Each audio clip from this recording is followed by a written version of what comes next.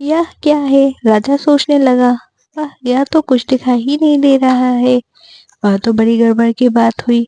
क्या यह हो सकता है कि मैं बेवकूफ हूँ या राजा होने की योग्यता मुझ में ना हो? यह तो मेरे लिए बड़ी खराब बात होगी और मेरे राज्य में मेरी बदनामी हो जाएगी। इसलिए उसने प्रकट में कहा, हाँ, सचमुच कपड़ा बहुत सुंदर है। मैं इसे बहुत पसंद करता हूँ।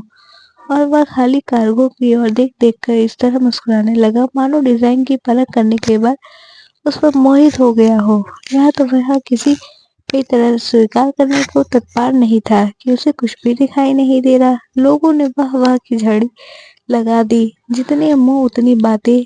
कपड़ा सुंदर है, बढ़िया है, शानदार है, रूबीला है, ऐसा है, वैसा है, और भी सभी प्रसन्न हो रहे थे मानो उन्होंने कपड़े को अपनी आंखों देखा हो। राजा ने तुरंत उन्हें राजकीय मुनकर के पदक प्रदान किए और आज्ञा थी कि उन पदकों को वे अपने अपने कांटों उनके काजों में लगा ले। राजा के सभासदों ने उसे सलाह दी कि उन मूल्यवान कपड़ों को लाने वाले के महासम्मेलन के दिन पहना जाए। राजा ने उनकी बात मान ली। जिस दिन महासम्मेलन का जुलूस निकलना था उससे पहली रात को दोनों थक जाकर काम करते रहे और 20 अंडे उन दोनों ने जलवाए रखे।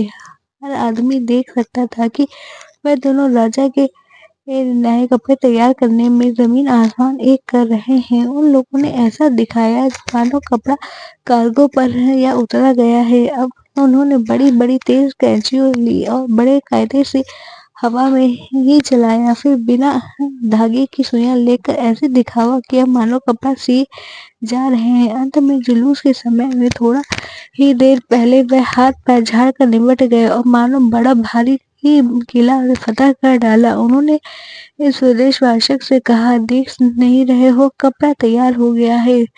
राजा साहब को सूचना दो। स्वदेशी तुरंत जाकर राजा को खबर दे आए, महाराज बहुत बढ़िया कपड़े सिलकर तैयार हो गए हैं। मैंने अपनी आंखों से देखा है। राजा अपने साथियों को लेकर स्वयं तैयार कपड़ों को देखने के लिए आए। ठगों ने अपने एक एक हाथ फैलाकर इस तरह दिखाया मानो बड़ी कीमती कपड़े पर रखे हो।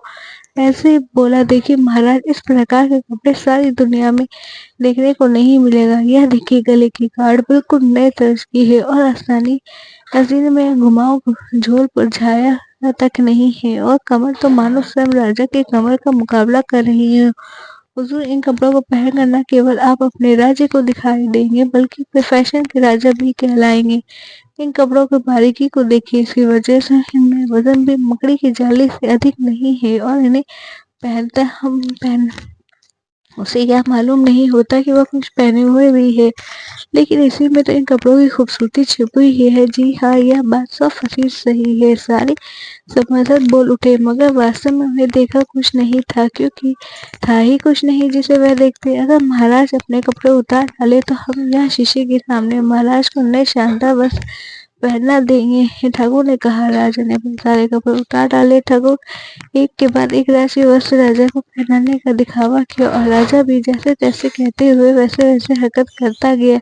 यही नहीं, लोगों को यह दिखाने के लिए वह एक नए वस्त्र को कितने ढंग से पहना रहा है। शीशे के सामने खड़े राजा साहब कभी झुकते कभी सीधे होकर काला झटकते। मालूम होता है सभी लोग चिल्ला उठे, वाह वाह, कितने नफीस कपड़े हैं, कमाल है, ऐसा नमूना आज तक नहीं देखा होगा। रंग तो इंद्रधनुष को भी मात करते डिजाइन का आज तक ऐसा नहीं निकला था। बहुत शानदार। राजसी पोशाक के मुख्य चौकीदार ने कहा, महाराज आपको छत से आपको ले जाने के लिए बाहर प्रतीक्षा कर रहा है। ठीक है, हम तैयार हैं। राजा ने कहा, क्यों, फिट हो गए ना? और इस कलर को ठीक करता हुआ शरीर शीशे में अपने को अकड़ कर देखने लगा मानो उन नए वस्तु में अपनी जांच उस समय भी जांच रहा हो। राजा की लंबे टकने चलने वाले चौक उठाने वाले दासों ने नीचे झुककर ऐसा दिखावा किया मानो सच में पोशाक के राजा की लंबी लटकने वाले चोगे को उठाने वाले दासों ने नीचे झुककर ऐसे दिखावा किया मानो सच में पोशाक के कायदे में उठाकर चल रहे हो।